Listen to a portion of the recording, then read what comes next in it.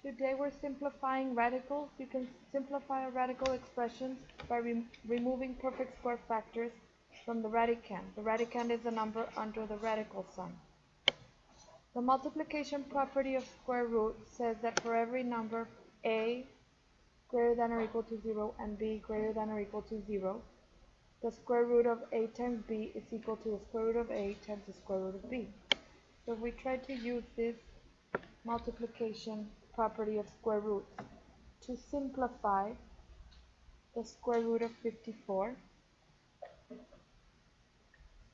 We can think about it as, or we can use the multiplication property of square roots to simplify the radical expression by rewriting the radicand as a product of a perfect square factors times the remaining factors. So in other words, we can ask ourselves, what factor of 54 is a perfect square?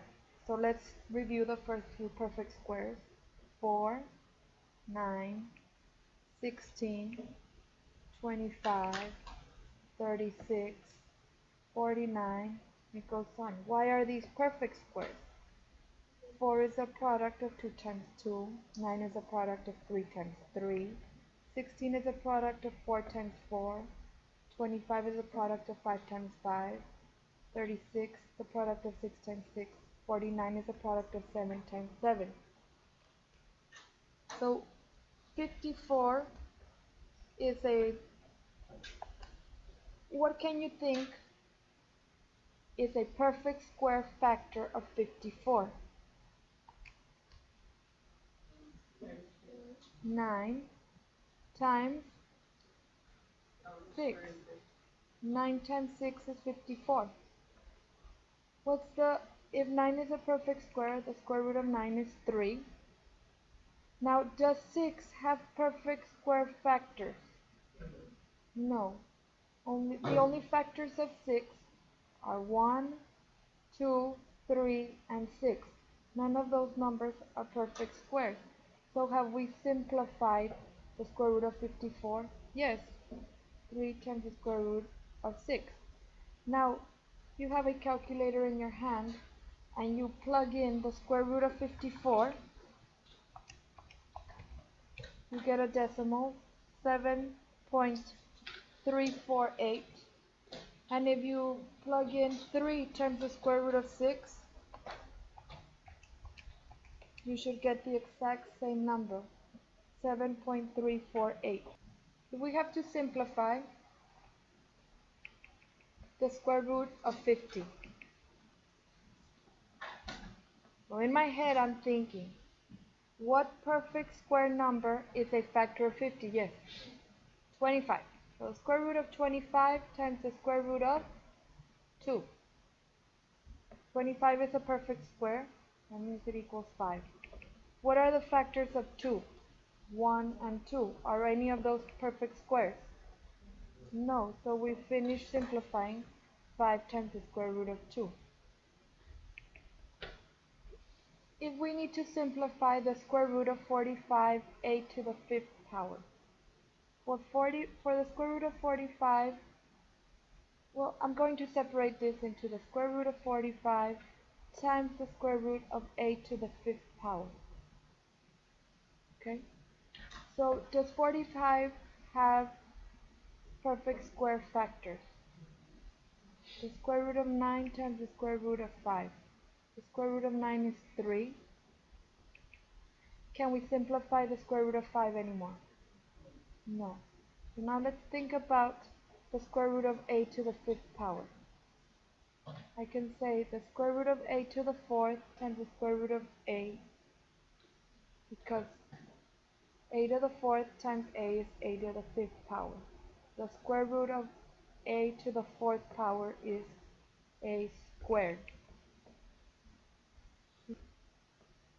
We cannot square root a by itself. That means that this is equal to 3a squared times the square root of 5a.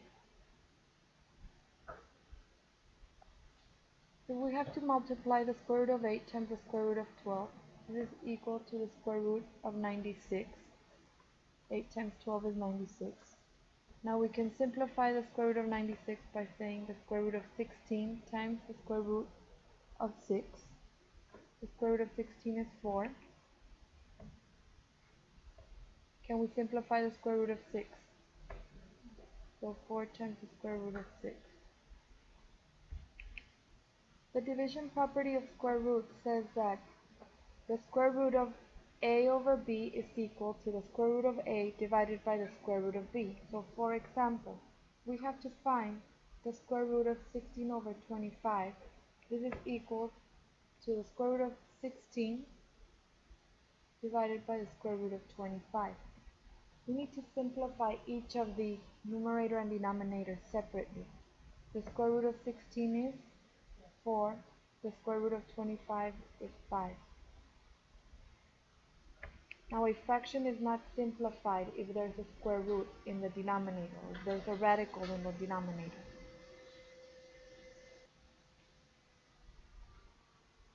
If we have to simplify the square root of 11 over 49, this is equal to simplifying the square root of 11 over the square root of 49. 49 is a perfect square, so that means 7. Can we simplify the square root of 11? No. If we have to simplify the square root of 88 over 11, is 11 a perfect square? So would it be convenient for us to separate these into a square root in the numerator and denominator?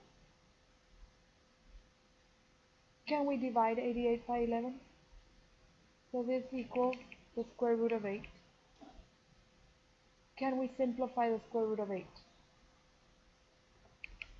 Square root of 4 times the square root of 2. The square root of 4 is 2. And we cannot simplify the square root of 2. So 2 times the square root of 2. If we have to square root 12, if we need to simplify the square root of 12a cubed over 27a, can we simplify 12 and 27? 3, yeah, 4 nines. 4 nines. Can we simplify a cubed and a? We're left with a squared. Now, is our denominator a perfect square? Well, we can square root both the numerator and denominator.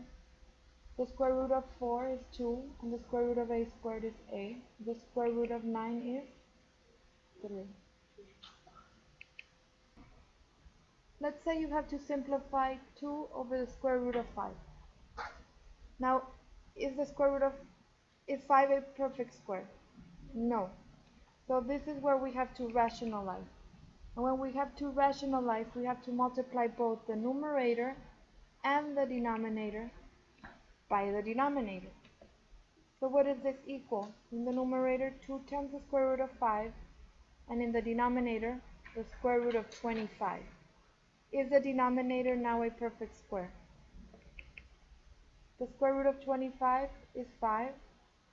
And can we simplify 2 times the square root of 5? No.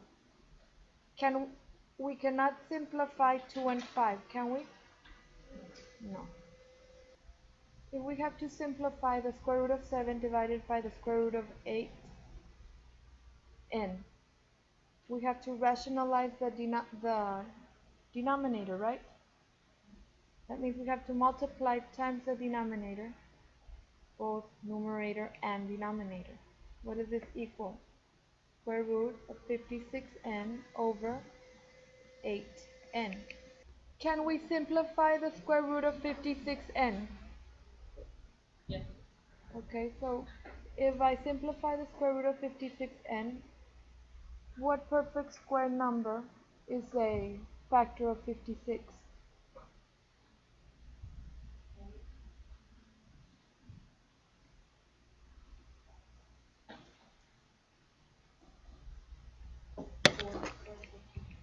The square root of 4 times the square root of 14.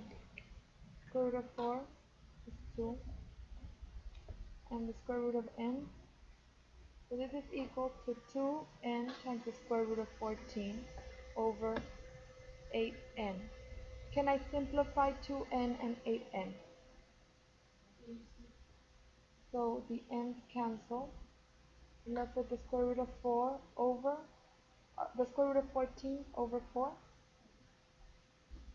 So you found my mistake. We cannot have the n outside. That's right. That was my mistake. This is 2 times the square root of 14n over 8n. So can we simplify the n? No, we cannot simplify the n's. We can simplify 2 and 8. That means we're left with 14n over 4n.